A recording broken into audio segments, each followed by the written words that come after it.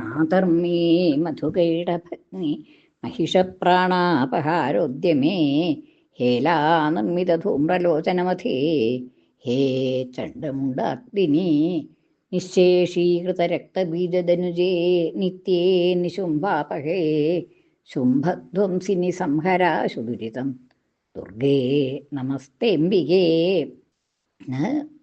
ദേവി മാഹാത്മ്യം തുടരുകയാണ്. മഹിഷാസുരനായിട്ടുള്ള നേരിട്ടുള്ള യുദ്ധം ആണ് ഇനി പറയണത്. അവിടെ സേനാപതികളെയും സൈന്യത്തിനെയും ഒക്കെ ദേവി വധിച്ചു കഴിഞ്ഞു. അങ്ങനെ ആ അവസരത്തിൽ മഹിഷാസുരൻ നേരിട്ട് വന്നു. ആദ്യം തന്നെ ആ ദേവിയുടെ സിംഹത്തിനെ പ്രഹരിച്ചു എന്ന് പറഞ്ഞു. ഇനി അത് കഴിഞ്ഞിട്ട് എന്താണ് ഉണ്ടായത് എന്നാണ് പറയണത്. കരേണ ച മഹാസിംഹം തം ചകർഷ ജഗർജ ച കർഷതസ്തു കരം ദേവി ഖഡ്ഗേന നിരകൃന്ദത. കരേണ ച മഹാസിംഹം തം ചകർഷ ജഗർജ ച. ആ മഹിഷാസുരൻ തൻ്റെ കരം കൊണ്ട് ദേവിയുടെ സിംഹത്തിനെ പിടിച്ചു വലിച്ചു. അതായത് ഗജത്തിൻ്റെ ആകൃതിയിൽ വന്നു എന്ന് പറഞ്ഞു. അപ്പം ആ ഗജത്തിൻ്റെ ആകൃതിയിലാണ് വന്നത് ഈ മഹിഷാസുരൻ എന്ന് പറഞ്ഞു. അപ്പം ആ മഹാസുരൻ തൻ്റെ ഗജത്തിൻ്റെ ആകൃതിയിൽ വന്നതായിട്ടുള്ള അസുരൻ തൻ്റെ തുമ്പിക്കൈ കൊണ്ട് ദേവിയുടെ സിംഹത്തിനെ, വാഹനമായിട്ടുള്ള സിംഹത്തിനെ പിടിച്ചു വലിച്ചു എന്നാണ്. എന്നിട്ട് ഉറക്കെ ഗർജിക്കുകയും ചെയ്തു. ജഗർജ ചകർഷ പിടിച്ചു വലിച്ചു. അത് കഴിഞ്ഞിട്ട് ജഗർജ ഉറക്കെ ഗർജിക്കുകയും ചെയ്തു. കർഷതസ്തു കരം ദേവി ഖഡ്ഗേന നിരകൃന്ദത. ആ അസുരൻ ആനയുടെ തുമ്പിക്കൈ കൊണ്ട്, ആനയായിട്ടാണല്ലോ വന്നിരിക്കുന്നത് രണ്ടാമത്, അപ്പം ആനയുടെ തുമ്പിക്കൈ കൊണ്ട് സിംഹത്തിനെ പിടിച്ചു വലിച്ചു പറഞ്ഞു. ആ വലിക്കണ സമയത്ത് ആ തുമ്പിക്കൈ ദേവി വെട്ടി എന്നാണ്.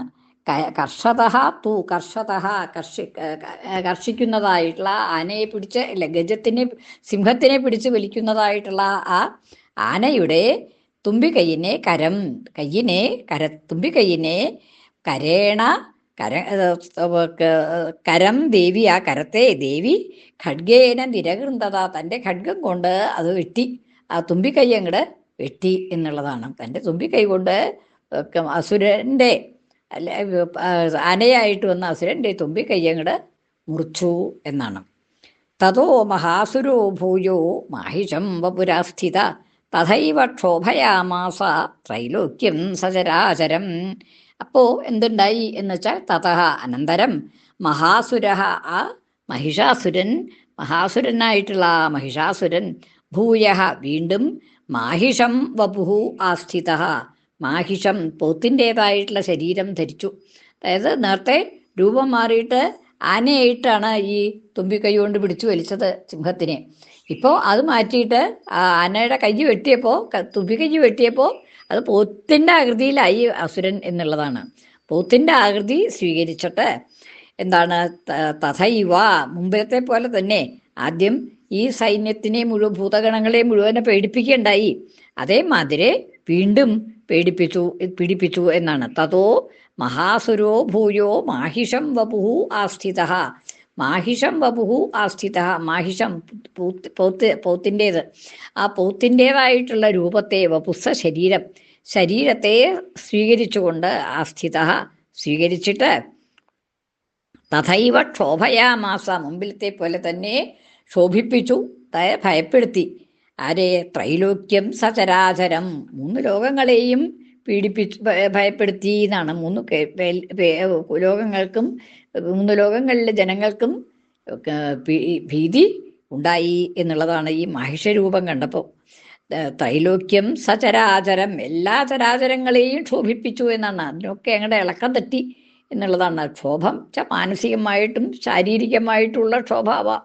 അപ്പോൾ ചരങ്ങൾക്ക് അല്ലാതെ കണ്ട് മാനസികമായിട്ടുള്ള ക്ഷോഭം ഉണ്ടാവും. അചരങ്ങൾക്ക് ആ നിന്ന നിലയിലുള്ളതായിട്ടുള്ള ക്ഷോഭം അചരങ്ങൾക്കും ഉണ്ടായി. എല്ലാം ഇളകി മറിഞ്ഞു വശായി എന്നാണ്.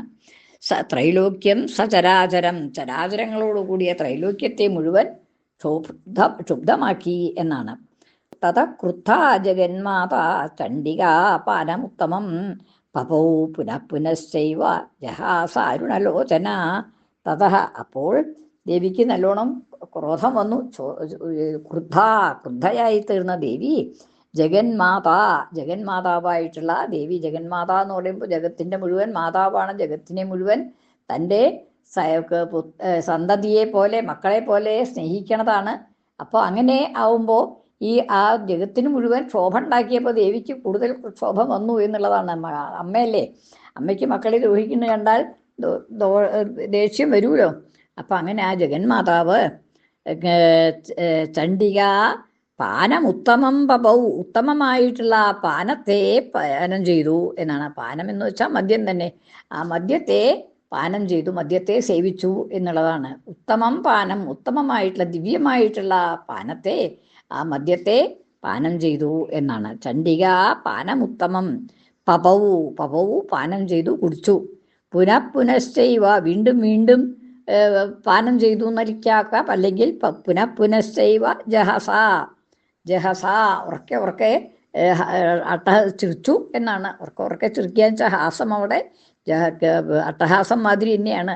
ദേവിയുടെ ഉറച്ചതായിട്ടുള്ള അട്ടഹാസം ഒഴിച്ചു എന്നാണ്. അരുണലോചന, കണ്ണുകളൊക്കെ ചുമന്ന് മദ്യപാനം ചെയ്തിട്ടുണ്ടല്ലോ. അപ്പോൾ ആ കണ്ണൊക്കെ ചുമന്ന് ക്രുദ്ധയായിട്ട് ഉറക്കെ ഗർജിച്ചു എന്നാണ്.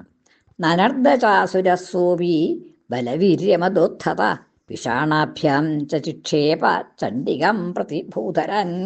നനർദ്ദച അസുരഹ സോവി അസുരഹ, ആ അസുരനും അതായത് മഹിഷാസുരനും നനർദ്ദ ഉറക്കെ ഗർജിച്ചു എന്നുള്ളതാണ്, ശബ്ദിച്ചു. നനർദ്ദച അസുര സോവി അസുര അപി അസുര, ആ അസുരനും നനർദ്ദ ഉറക്കെ ശബ്ദിച്ചു.